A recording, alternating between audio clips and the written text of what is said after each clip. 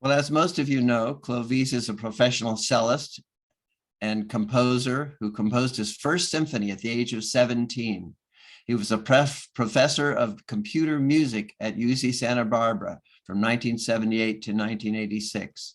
He has also been a serial entrepreneur and software designer for the past 30 years. In addition to music and technology, he has had a lifelong passion for aviation and has been a private pilot since 1987. Clovice received a Master's of Divinity degree from the Star King School for the Ministry in May of 2001 and is in the process of becoming a Unitarian Universalist minister. His ministry emphasizes breaking down racial, class, and ethnic barriers and preaching the gospel of the madness of human self-extinction. And now, Clovis Lewis, his title, Who Took My God?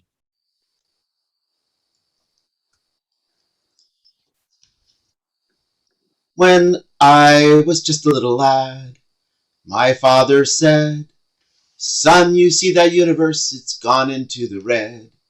You can make a world or two and create a human race, and watch over them from your throne in outer space. And you know you won't be bored after you make day, because you can tap, tap, tap your hours away. Thou shalt not tap, tap, tap. Don't commit, tap, tap, tap. Have no other God before me." That slightly sacrilegious, funny song was written when I was 17 years old. My friend David Rappaport wrote the lyrics, and I wrote the music. There was more to it. In fact, it was going to be an entire musical that David and I decided we were going to write. Now, obviously, the musical was about organized religion. And in this first scene, which is the opening of the musical, people are milling around on the stage. They look bored, confused, and bewildered. And after a while, a man says, "What should we do?" And a woman answers, "I know, we should pray." And then the people on stage all get down on their knees, and suddenly a man appears in a flowing robes on a trapeze, and he sings that song that I just sang. And the musical went on from there. In fact, the tap, tap, tap refrain is enthusiastically sung by the people on stage in response to Jesus, who's on the trapeze, through some more pretty irreverent lyrics. And in fact, the tap, tap, tap refrain comes back several times in the musical. Yes, I was 17 and I was already seriously questioning my Catholic upbringing. By that time in my life, nothing about Christianity made any sense to me. I was beginning to understand that it never would. And quite aside from the fact that I made fun of it, I was also going through a rather painful divorce from it. And to be honest, my questions about Christianity started a long time before then, when I was in catechism as a child. And too many of the questions I raised in response to what was being told to me were unsatisfactorily answered with, "Well, Clovice, that's just a mystery of faith." And the painful divorce was a result of the feeling that my entire moral and spiritual universe was being unraveled at the core of my being. Was I a terrible sinner? Was the devil causing me to fall away from my religion? What was wrong with me? How come I couldn't believe things that seemed to be simply unbelievable to me?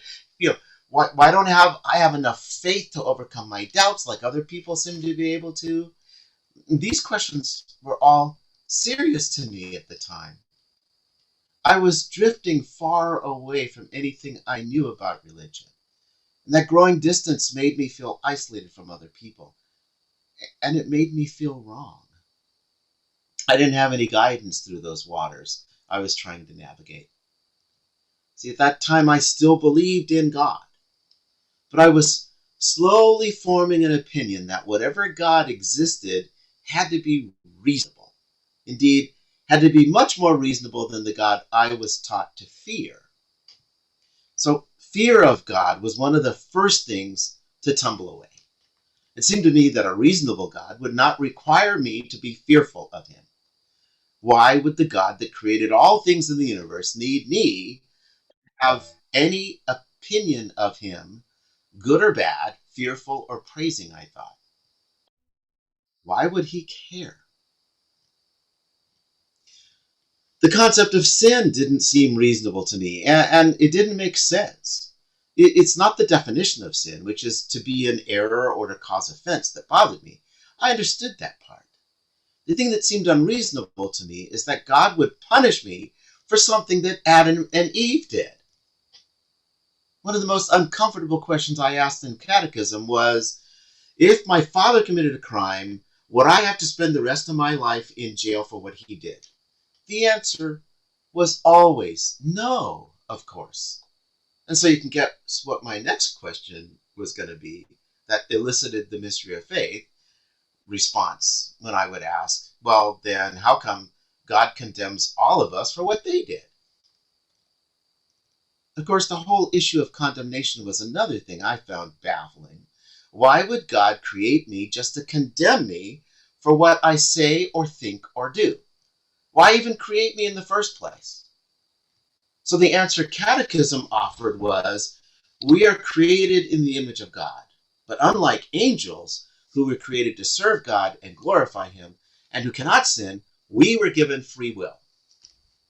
Okay, so what's the advantage of having free will? Free will sounds like a bad deal to me, doesn't it to you? I mean, if I did something to really piss God off, like having premarital sex, then I'm screwed for eternity. But I, like most people, remember the first time I had sex. I assure you, I was not married. I was 19 years old, I was in college, and I was still wrestling with my Catholic upbringing, and I can tell you that I had a profound breakthrough in my thinking about religion that night. I remember sitting at the edge of the bed looking at Rebecca, who was also Catholic, and wondering when the lightning was going to strike us. And at that moment, I didn't care. I thought to myself, how can this be bad in any way? Why should Rebecca and I go to hell for doing something that seems like God created us to do? So diving back under the covers, I thought, well, because no lightning has just struck me down, premarital sex must be okay with God because it's just fine with me. It was during that college time that I became an atheist. I thought of creation as a process that is not the result of or in control of an omnipotent, omniscient being. The process of creation is neither reasonable nor unreasonable. Finally, a process-oriented universe made sense to me because it accommodates both creationism and evolution, in the sense that creation is simply a more spontaneous expression of whatever consciousness underpins reality. So a process-oriented universal view does not dismiss the importance of consciousness. It simply does not ascribe to that consciousness a personality or any particular intelligence. I was an atheist because I rejected the belief in the existence of deities. In a narrower sense, atheism is specifically the position that there are no deities. Most inclusively, atheism is the absence of belief that any deities exist. In the process-oriented universe I just described, there is no supernatural being that is holier, more sacred, or more divine than you or I. And over the years, as I gained more experience in life, I came to this scratching feeling that there might be some higher force, or power, if you will, that might be at work in the universe. More specifically, that force might actually tip the scales of chaos in our favor on occasion. Now, whether that force is an expression of some intelligent action or not, I cannot say. So most of the time I now define myself as an agnostic. And that's a person who believes that nothing is known or can be known about the existence or nature of God or of anything beyond material phenomena, a person who claims neither faith nor disbelief in God. Did you know there's a category of agnosticism called apathetic or pragmatic agnosticism? And that's the view that there is no proof of either the existence or non-existence of any deity, but since any deity that might exist appears unconcerned for the universe or for the welfare of its inhabitants, the question is largely academic. Therefore, their existence has little to no impact on personal human affairs and should be of little theological interest. Now, some people are confused about the difference between atheism and agnosticism. In fact, many believe an agnostic is one who outright rejects the existence of a deity and think that an atheist is one who needs proof of that existence. According to Richard Dawkins, a distinction between agnosticism and atheism is unwieldy and depends on how close to zero a person is willing to rate the possibility of existence of any given godlike entity.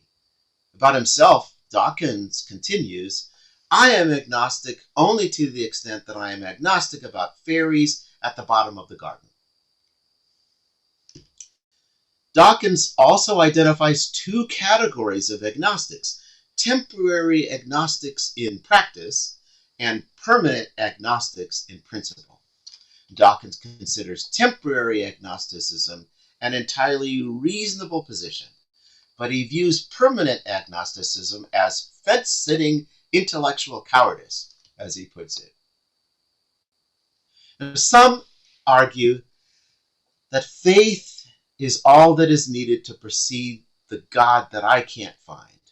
It's the same faith that informs us of many things we cannot see or measure. But you see, I still believe that God, that is, personality or intelligence we call God, must be reasonable. And here's what I mean. It makes no sense to me that this God, who many believe wants to make his presence, laws, and requirements known to us, needs to rely on human beings to interpret and then write down what he wants us to know. Why bother with such a crude, inefficient means of communication? But why does this God need my help to make orphanages in Nairobi? Why can't the God that spins galaxies in place, directs inscrutable quarks, and invented DNA provide us with more clear directions? Aside from being reasonable, it seems this God should also be immensely efficient, right? Why all the puzzles and secret handshakes and the mysteries of faith and the word reserved only for those of us who can hear it? Many physicists now say we are co-creators in our existence. The physicists who make these claims about co-creation are not necessarily envisioning a collaboration between us and any particular deity. The collaboration is rather between us and everything else in existence. That's kind of mind-blowing. If a godlike entity is also present, well, the more the merrier. As co-creators, we may need to be careful of what we create or manifest. There's a realm where thought is apparently quite powerful. And I often say that the universe will give us what we want, what we ask for, but we just need to learn to duck. Quantum is a term in physics referring to scales where quantum mechanical effects become important when studied as an isolated system.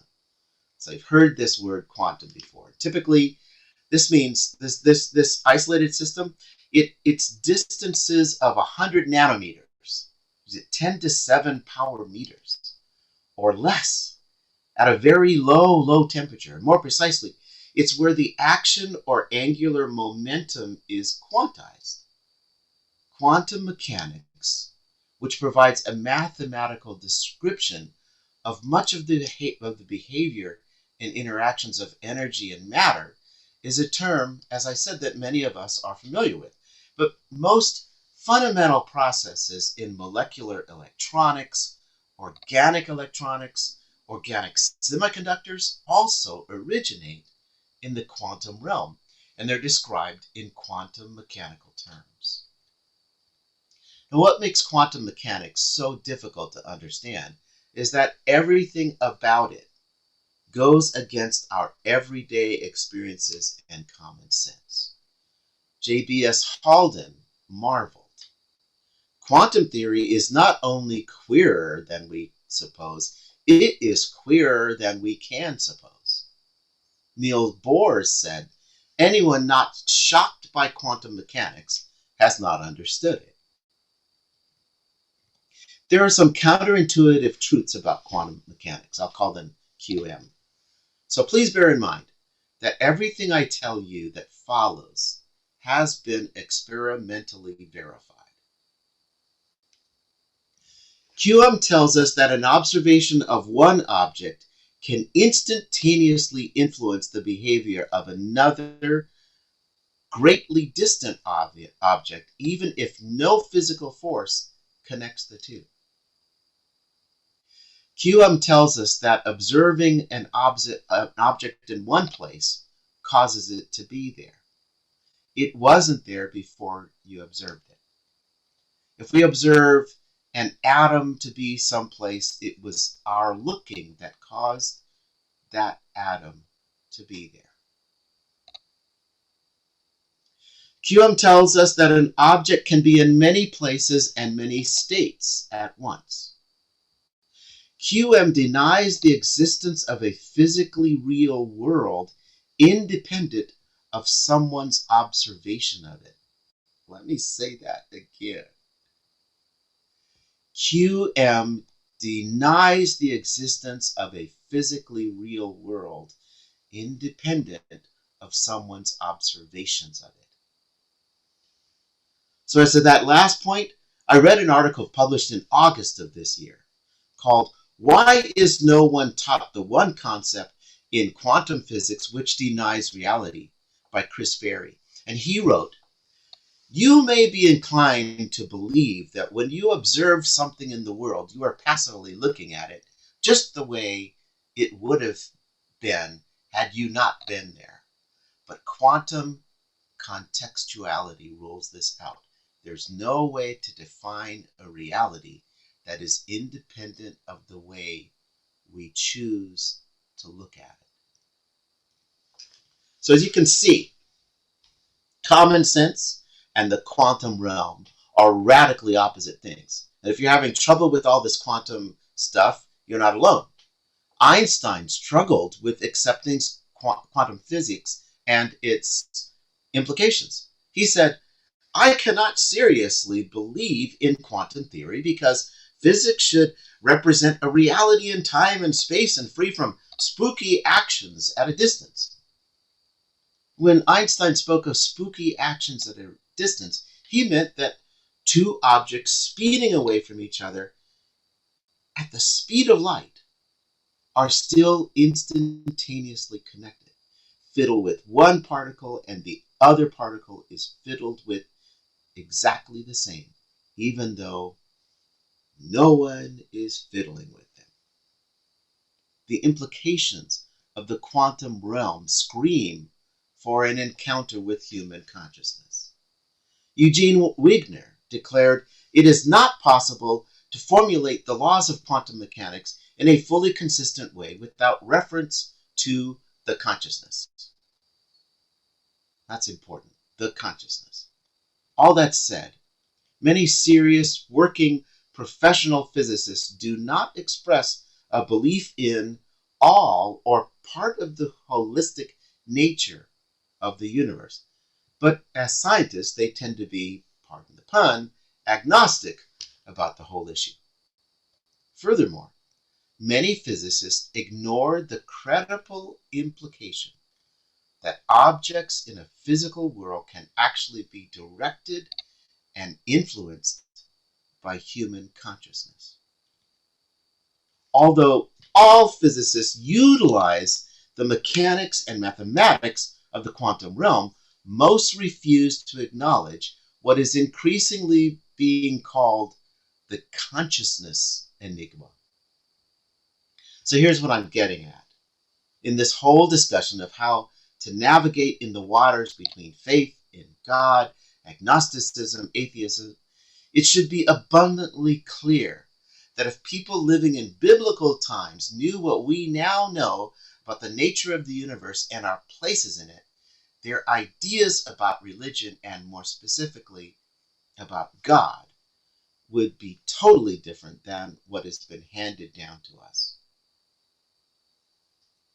Personally, I'd rather live honestly, doubts and all, than live a life in fear of a God that apparently can't abide those doubts. What kind of God wants you to question and reason about, and then doubt everything except Him? This God gave us a brain and free will, but doesn't communicate with us about some plan He has for us in any clear and unambiguous manner that then condemns us to hell for what? Being human and exercising our free will? I'm sorry, but I truly believe that what motivates many religious people, as I've said many times, is ultimately a fear of death and or punishment. I think those people are engaged in what Dawkins labels as fence-sitting intellectual cowardice. And it's not to say that I don't fear death. What sane person wouldn't? I just don't fear afterlife punishment from some weirdly sadistic, unjust, unreasonable deity. To those who insist that life exists after death, I insist that it is an unprovable concept. I'd love to believe that I will continue some manner of conscious existence after I die, but I'm not betting on it. I hope to be pleasantly surprised. That said, no one, including Jesus, apparently, has ever returned from the dead in a manner that is scientifically credible or provable. I just cannot reasonably share the faith that many have that He will return somehow. And I cannot believe in a God that will condemn me for not believing something that makes no sense to me.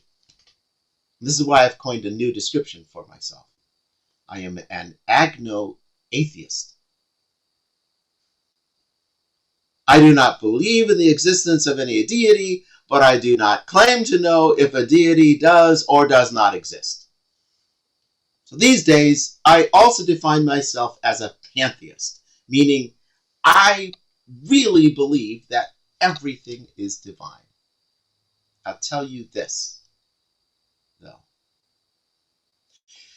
I'd rather live in a world where people are much, much more afraid of harming one another than of insulting God.